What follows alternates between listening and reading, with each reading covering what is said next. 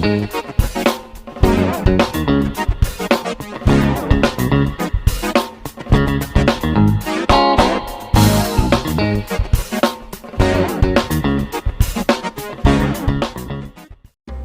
को ढूंढते हुए पुलिस जब उसके हाइड आउट पर पहुंचती है तो वो दोंगपिल की एडवाइस पर कंट्री छोड़कर भागने का फैसला करता है।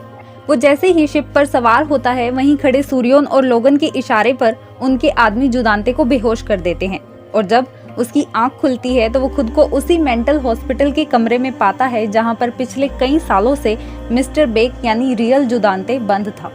हड़बड़ाया सा जुदांते जब तक पूरी सिचुएशन को डिकोड कर पाता उससे मिलने वहाँ सोक्योंग पहुँच जाती है।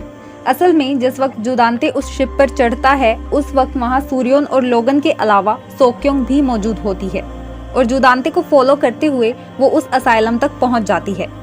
सोक्योंग जुदांते को उस हालत में देखकर काफी खुश होती है और उसके चेहरे की इसी खुशी को देखकर जुदांते को लगता है कि इन सब के पीछे सोक्योंग का ही हाथ है।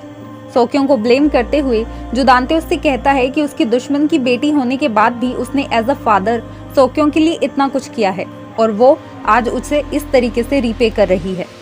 जुदांते की इस बात का रिप्लाई करते हुए सोक्योंग उससे कहती है कि उसने उसे एक मॉन्स्टर बना दिया है जिसकी वजह से वो आज अपनी माँ का भी सामना नहीं कर पा रही है। उसे बेटी बनाकर पालने से तो अच्छा यही होता कि जुदांते उसे भी मिनसोला की तरह ही छोड़ देता।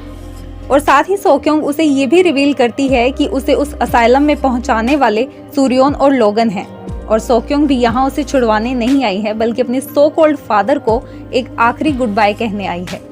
इतना कहकर सोक्योंग वहाँ से चली जाती है और उस जेल जैसे कमरे में बंद हेल्पलेस जुदांते उससे हेल्प मांगता रह जाता है। वहीं स्टोरी में सरप्राइजिंग मोमेंट तब आता है जब उनबिल अपने कमरे में मौजूद ड्रॉर से एक मेडिसिन की बोतल निकालती है और ये मेडिसिन असल में वही मेमोरी इरेज करने वाला ड्रग होता है। पर हैरानी की बात ये होती है कि उनबिल के पास इतनी क्वांटिटी में वो ड्रग कहाँ से आए हैं और सच ये होता है कि हाउसकीपर के लाए हुए ड्रग्स को उनबिल ने कभी कंज्यूम ही नहीं किया था और उसे ओयुनी के मर्डर से जुड़ी सारी बातें अच्छी तरह से याद होती हैं। पिछले कुछ दिनों से उनबिल चोन सोजिन के बिहेवियर को ऑब्जर्व करती है और उसके स्ट्रेस को दूर करने के लिए वो उसे वही ड्रग्स देने का फैसला करती है ताकि ओयुनी से जुड़ी सारी बातों को भूलकर चोन सोजिन अब आगे किसी भी तरीके की गलत एक्टिविटी में इन्वॉल्व ना हो। अपने इसी मकसद को पूरा करने के लिए उनबिल ड्रिंक में खूब सारी दवाई मिलाकर चोन सोजिन को पिला देती है और उसका असर होने का इंतजार करती है। ये सब करते वक्त उनबिल काफी सैड होती है और मन ही मन खुद से प्रॉमिस करती है कि जब चोन सोजिन सब कुछ भूल जाएगी उस वक्त वो एक माँ बनकर उसका ख्याल रखेगी। उसी मोमेंट पर चोन सोजिन को उसके सेक्रेटरी की कॉल आती है जो उसे बताता है कि उनकी कंपनी के फाइनेंशियल क्राइसिस की खबर इन्वेस्टर्स तक पहुंच चुकी है और हर जगह कंपनी के बैंकरप्ट होने की न्यूज फैली हुई है। पर गुड न्यूज ये है कि लोगन का भाई एलेक्स उनकी कंपनी को टेक ओवर करने में इंटरेस्टेड है और इसी अपॉर्चुनिटी को ग्रैब करने के लिए चोन सोजिन एलेक्स से मिलने पहुंच जाती है। वो उसे कन्विंस करने की कोशिश करती है कि चोंगा कंस्ट्रक्शंस को खरीदना उसके लिए एक फायदे की डील साबित होगी और एलेक्स टेक ओवर के लिए तैयार हो जाता है। पर वो कॉन्ट्रैक्ट में एक क्लॉज सेट करवाता है जिसके अकॉर्डिंग अगर चोन सोजिन किसी क्रिमिनल एक्टिविटी में इन्वॉल्व होती है तो उनके बीच की डील खत्म हो जाएगी और इस तरह अपकमिंग मीटिंग में चोन सोजिन के डायरेक्टर बनने से पहले टेक ओवर की न्यूज अनाउंस करने की बात डिसाइड करके एलेक्स वहां से चला जाता है। चोन सोजिन पूरी तरह से रिलैक्स हो जाती है कि इस कॉन्ट्रैक्ट के बदले मिलने वाली डाउन पेमेंट से वो अपने सभी ड्यूज को पे करके अपनी कंपनी को बैंकरप्ट होने से बचा सकती है। पर उसे ये नहीं पता होता कि इन सब के पीछे लोगन का हाथ है।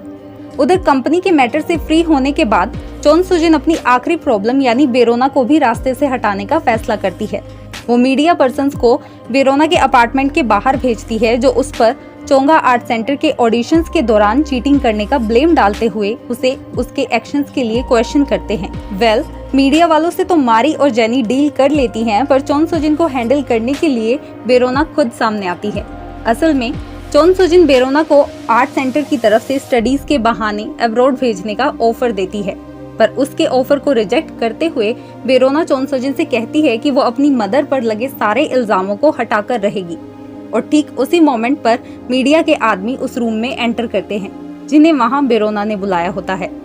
वेरोना रिपोर्टर्स के सामने ओयुनी के आखिरी मोमेंट्स की वीडियो रिवील करती है। हालांकि वो वीडियो कंप्लीट नहीं होती, पर पूरी दुनिया के सामने ये सच आ जाता है कि जिस वक्त चोन सोजिन उस जगह पहुंची थी, ओयुनी तब तक जिंदा थी और उसकी बेटी को बचाने की कोशिश कर रही थी। रिपोर्टर्स चोन सोजिन से सवाल करते हैं कि जब वो ओयुनी के आखिरी मोमेंट्स की सच्चाई जानती थी तो अब तक वो चुप क्यों थी, पर मीडिया की किसी भी सवाल का जवाब देने की बजाय चोन सोजिन वहां से भाग जाती है। हेरा पैलेस लौटने के बाद उसे अपने सेक्रेटरी से पता चलता है कि वो वीडियो फुटेज उस हाउस कीपर ने रिलीज की है। तभी चोन सोजिन को रियलाइज होता है कि उस हाउस कीपर ने दोनों तरफ से डील की है, जिसका मतलब है कि वीडियो का सेकंड हाफ जुदांते के पास हो सकता है और अगर ऐसा है तो जुदांते जरूर वापस लौट कर आएगा।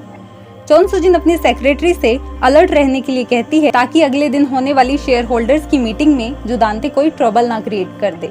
फाइनली अगले दिन मोस्ट अवेटेड शेयर होल्डर्स की मीटिंग का दिन आ जाता है, जब चोन सोजिन चोंघा कंस्ट्रक्शन की हेड बनने वाली होती है। पर उससे पहले एलेक्स और चोन सोजिन के बीच कॉन्ट्रैक्ट साइन करना जरूरी होता है, क्योंकि उससे मिलने वाले पैसे से ही कंपनी के लोन चुकाए जा सकते हैं। लेकिन ठीक उसी मोमेंट पर एलेक्स चोन सोजिन को कॉल करके उनके बीच के कॉन्ट्रैक्ट को होल्ड पर रख देता है। एलेक्स चोन सोजिन से कहता है कि उसे कहीं से इंफॉर्मेशन मिली है कि लोगन को कैद रखने वाली पर्सन चोन सोजिन थी और जब तक इस बारे में कोई कंफर्मेशन नहीं मिल जाती उन दोनों के बीच कोई कॉन्ट्रैक्ट साइन नहीं हो सकता। ये सुनकर चोन सोजिन पूरी तरह से शॉक्ड रह जाती है कि तभी उसके दरवाजे पर मारी पहुंचती है। मारी चोन सोजिन को इंजेक्शन लगाकर बेहोश कर देती है ताकि वो मीटिंग तक ना पहुंच पाए। सभी मीटिंग में चोन सोजिन का इंतजार करते रहते हैं, पर बेहोशी की हालत से जब उसे होश आता है तो वो उसी जगह पर होती है जहां उसने लोगन को किडनैप करके रखा हुआ था। आंख खुलते ही चोन सोजिन की नजर सूर्योन पर पड़ती है तो वो उसे जिंदा देखकर शॉक्ड रह जाती है। सूर्योन उसे वीडियो का वो बचा हुआ हिस्सा दिखाती है जिसमें चोन सोजिन ओयुनी को उस पहाड़ी से नीचे फेंक देती है, पर इसके बावजूद भी चोन सोजिन अपने क्राइम को मानने से इनकार कर देती है। वो खुद को सूर्योन की कैद से छुड़वाने की कोशिश करती है और इसी स्ट्रगल में वो बेड पलट जाता है जिस पर चोन सोजिन बंधी होती है और साइड टेबल पर मौजूद सल्फ्यूरिक एसिड उसके पैर पर गिर जाता है और जो कुछ भी चोन सोजिन ने लोगन के साथ किया था उसका रिजल्ट उसे मिल जाता है, जिसके बाद उसे उसके हाल पर छोड़कर सूर्योन वहां से चली जाती है। उधर जब ओनबियोल चोन सोजिन की इनॉग्रेशन सेरेमनी में जाने के लिए घर से निकलती है तो युनचुल उसके बॉडीगार्ड्स को चकमा देकर ओनबियोल को अपने साथ ले जाता है और उसका ब्रेन वेव स्कैन करवाता है। ओनबियोल के सभी टेस्ट करने के बाद डॉक्टर्स युनचुल को बताते हैं कि वो पूरी तरह से ठीक है और उसकी साइकोलॉजिकल कंडीशन से ये क्लियर है कि वो किसी भी तरह की ड्रग्स नहीं ले रही है। ये सुनकर युनचुल हैरान रह जाता है और ओनबियोल को कन्फ्रंट करता है कि जब उसे सब कुछ याद है तो फिर भी वो चोन सोजिन का साथ क्यों दे रही है, और अपनी चुप्पी को तोड़ते हुए ओनबियोल फाइनली अपने दिल की बात युनचुल से कह देती है। ओनबियोल बताती है कि बेरोना की युनचुल की बेटी होने का सच वो जानती है। ओयुनी सच में युनचुल से बहुत प्यार करती थी, इसीलिए उस रात उसने अपनी जान पर खेलकर ओनबियोल की जान बचाई थी और अब बेरोना को युनचुल की जरूरत है, इसीलिए उसे उसके पास चले जाना चाहिए। ओनबियोल युनचुल से कहती है कि वो चाहकर भी अपनी माँ का साथ नहीं छोड़ सकती, क्योंकि चोन सोजिन ने आज तक जो कुछ भी किया है वो सिर्फ ओनबियोल की खुशी के लिए किया है, और ये सब कहकर ओनबियोल वहाँ से चली जाती है। उधर चोन सोजिन खुद को रिलीज करवाकर किसी तरह वहाँ से भागने में कामयाब हो जाती है, पर वो जैसे ही मीटिंग हॉल में पहुंचती है वहां से सब लोग ऑलरेडी जा चुके होते हैं। मीटिंग हॉल में चोन सोजिन का सामना लोगन, सूर्योन और युनचुल से होता है और फाइनली उसे समझ आ जाता है कि उन सब ने मिलकर द ग्रेट चोन सोजिन को बेवकूफ बनाया है। लोगन चोन सोजिन को बताता है कि वो पूरी तरह से कंगाल हो चुकी है, क्योंकि उसके मीटिंग में ना पहुंचने से उसकी कंपनी ने ऑलरेडी बैंकरप्सी के लिए फाइल कर दिया है। उसी वक्त वहां लोन शार्क्स भी पहुंच जाते हैं और जुदांते के लिए गए लोन्स की रीपेमेंट की डिमांड चोन सोजिन से करते हैं, क्योंकि दुनिया की नजरों में वो अभी भी जुदांते की वाइफ है। इतना ही नहीं, चोन सोजिन की मुसीबतें तब और बढ़ जाती हैं जब फरार जुदांते को ढूंढने में लगी पुलिस चोन सोजिन को इंटेरोगेशन के लिए अपने साथ ले जाती है, और यही सूर्योन और लोगन का प्लान था, जिसके मुताबिक वो चोन सोजिन को इस हद तक कर्ज में डुबा देते हैं जिसकी पेमेंट करते करते उसकी पूरी जिंदगी निकल जाएगी। इन सब के बाद पेंट हाउस और उसकी कंपनी की ओनरशिप वापस सूर्योन को मिल जाती है, और जिस लेडी ने इन सब में उसकी हेल्प की थी वो पेंट हाउस को देखकर सवाल पूछती है कि ये प्लेस आखिर सबके लिए इतना इम्पोर्टेंट क्यों है, जिसकी ऊंचाइयों तक पहुंचने के लिए लोग कुछ भी कर गुजरने को तैयार हैं। ये सुनकर सूर्योन डिसाइड करती है कि अब पेंट हाउस को भी खत्म करने का वक्त आ चुका है। वहीं दूसरी तरफ लोन शार्क चोन सोजिन के घर में पहुंचकर सब कुछ तहस नहस करना शुरू कर देते हैं और जिन ट्रॉफीज और टाइटल्स को हासिल करने के लिए लोगों ने अपनी जान तक गंवाई है, उनकी कीमत उन लेनदारों की नजरों में किसी कचरे से ज्यादा नहीं होती। उनबिल इस पूरे सीन को अपनी आंखों से विटनेस करती है, जिसके बाद चोन सोजिन का सेक्रेटरी उसे अपने साथ ले जाता है और चोन सोजिन से मिलवाता है। पुलिस इंटेरोगेशन से फ्री होने के बाद चोन सोजिन का सेक्रेटरी उसे कर्जदारों की नजरों से बचाकर एक स्लमी सी जगह पर ले जाता है और उसे कुछ वक्त तक वहीं रहने के लिए कहता है।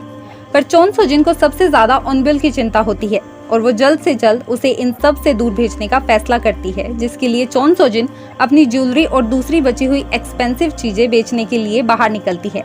पर वो जैसे ही टैक्सी में बैठती है, उनबिल की दी हुई ड्रग्स का असर दिखना शुरू हो जाता है। चोन सोजिन अपनी असली डेस्टिनेशन को भूलकर टैक्सी ड्राइवर को हेरा पैलेस चलने का ऑर्डर देती है और वहां पहुंचकर पागलों की तरह उनबिल को ढूंढना शुरू कर देती है। सभी चोन सोजिन को इस तरह बिहेव करते देखकर शॉक्ड रह जाते हैं कि तभी मारी युनचुल को कॉल करके उसे बुलाती है। पर उससे पहले ही चोन सोजिन हेरा पैलेस के कम्युनिटी हॉल में पहुंच जाती है, जहां बेरोना रिहर्सल कर रही होती है। अपने होश गवा चुकी चोन सोजिन बेरोना को उनबिल समझ बैठती है और उसका हाथ पकड़कर उसे अपने साथ ले जाने लगती है। तभी वहां युनचुल पहुंच जाता है और बेरोना को चोन सोजिन से बचाने की कोशिश करता है, पर वो उल्टा युनचुल पर ही अटैक कर देती है। युनचुल जब तक खुद को संभाल पाता, इतने में ही बेरोना और चोन सोजिन के बीच खींचातानी में बेरोना और युनचुल सीढ़ियों से गिरकर बेहोश हो जाते हैं। वहीं चोन सोजिन कम्युनिटी हॉल के शैंडलियर से लटक जाती है। कुछ ही मोमेंट्स में चोन सोजिन का हाथ फिसल जाता है और वो शैंडलियर चोन सोजिन के ऊपर आ गिरता है, जिसके बाद उसके मुंह से खून आने लगता है। और कुछ ऐसे ही हॉरिबल नोट पर एपिसोड का एंड हो जाता है। अब पेंटहाउस फाइनली अपने क्लाइमैक्स की तरफ बढ़ रहा है और बचे हुए कुछ एपिसोड्स में हमें कोई भी अनएक्सपेक्टेड ट्विस्ट देखने को मिल सकता है। तो आने वाले पार्ट्स के लिए do like this video and don't forget to subscribe my channel.